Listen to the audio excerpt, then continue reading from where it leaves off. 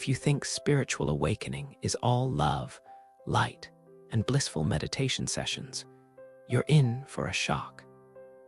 The truth is, spiritual awakening can feel like your entire world is crumbling around you. One day you're living your normal life, and the next, nothing makes sense anymore. Your relationships feel fake, your job feels meaningless, and you start questioning everything you once believed. This isn't a breakdown, this is breakthrough. And today I'm going to show you exactly what's happening and how to navigate through it. This video is for reflection and education only. It is not medical or psychological advice. Have you ever woken up one morning and felt like you were living someone else's life? Let me tell you about Sarah, because her story might sound incredibly familiar to you right now. Sarah was a successful marketing executive, had a beautiful apartment, great friends, the whole package. Then one morning, she woke up and felt like she was living someone else's life. Everything that used to bring her joy felt hollow. Her friends seemed to be speaking a different language, focused on things that suddenly felt trivial. She found herself asking questions she'd never asked before. Who am I really? What's the point of all this? Why do I feel so disconnected from everything? Does this resonate with you? Are you asking yourself these same questions right now? Sarah was experiencing what many call a spiritual awakening, and like most people, she had no idea what was happening to her. She thought she was losing her mind. But here's what I want you to understand right from the start. And this might change everything for you. Spiritual awakening isn't a destination. It's a process. And that process isn't always comfortable. Can you relate to feeling like you're losing your mind when everything you once believed starts falling apart? Think of spiritual awakening like a butterfly emerging from its cocoon. Inside that cocoon, the caterpillar doesn't just grow wings and fly out. It literally dissolves. Its entire structure breaks down into what scientists call primordial soup before it can reform into something completely new.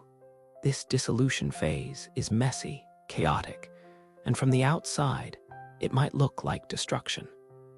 But it's actually the most necessary part of transformation. The same thing happens during spiritual awakening. Your old sense of self, your belief systems, your understanding of reality, they all begin to dissolve.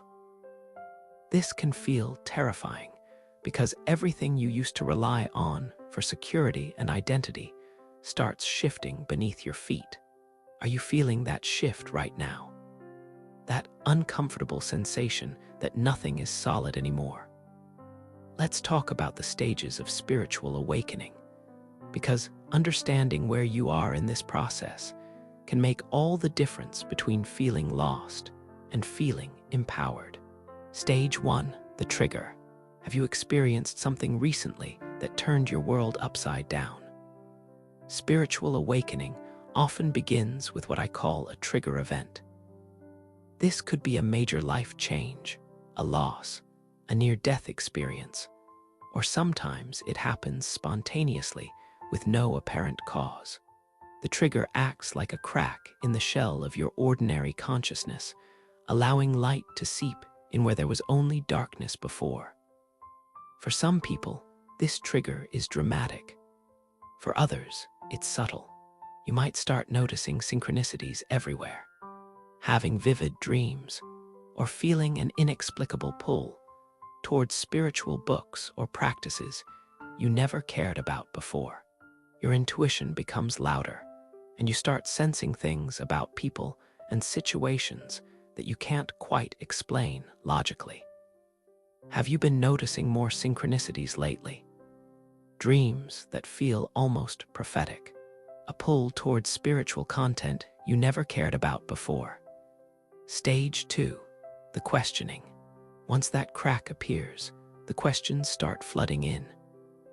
Everything you thought you knew about life, about yourself, about reality itself, comes under scrutiny. This isn't intellectual curiosity. This is existential investigation. You're not just thinking about these questions, you're feeling them in your bones. Why am I here? What's my purpose? Is there more to life than what I can see and touch? These questions can become obsessive, keeping you up at night, following you through your daily routines. Your mind becomes like a detective, searching for clues to solve the mystery of existence itself. Are these the questions keeping you awake at night?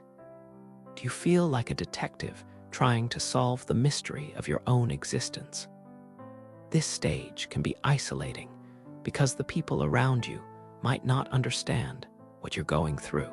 They see you changing, becoming more introspective, asking deeper questions, and they might worry that you're becoming too serious or philosophical.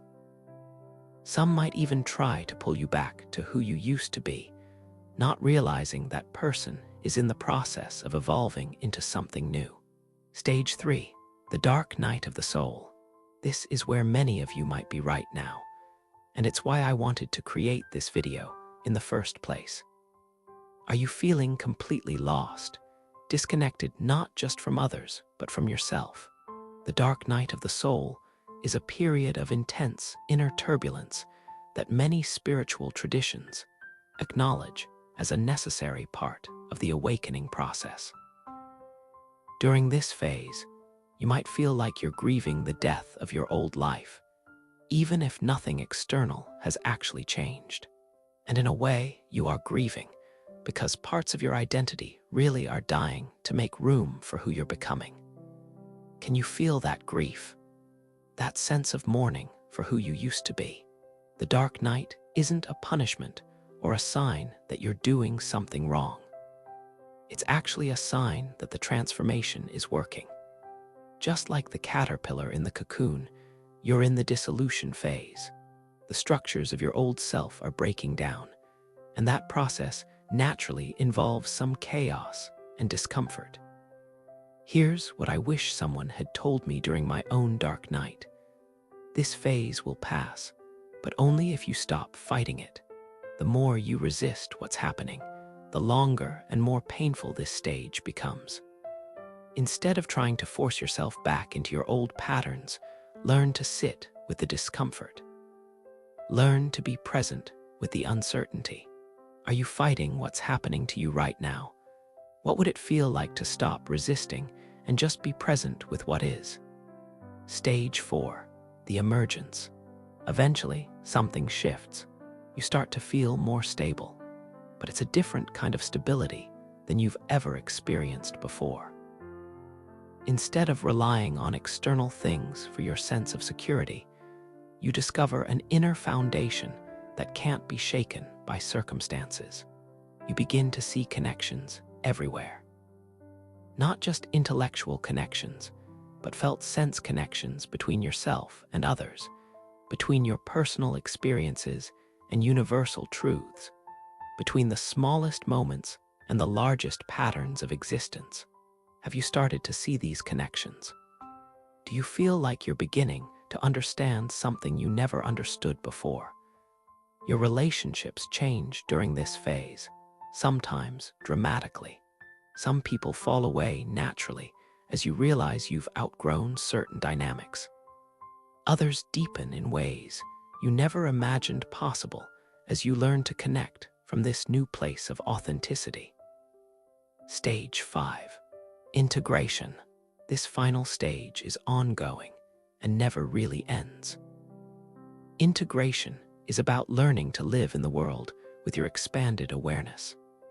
It's about finding ways to express your authentic self while still functioning in practical reality. Are you wondering how to be this new version of yourself while still paying bills and dealing with everyday life? Integration challenges you to embody your spiritual insights in everyday life. It's one thing to feel connected to the universe during meditation. It's another thing to maintain that connection while stuck in traffic or dealing with difficult people. This stage teaches you that spirituality isn't an escape from humanity. It's a deeper way of being human. Now, if you recognize yourself in any of these stages, you might be wondering how to navigate this process more smoothly. Here are some practical suggestions that can make a real difference in your journey. First, find community. Are you trying to do this alone? Spiritual awakening can be lonely, especially in the beginning stages. Look for others who are on similar journeys. This might be a meditation group, an online community, or even just one trusted friend who understands what you're going through. You don't have to do this alone. Second, develop practices that ground you.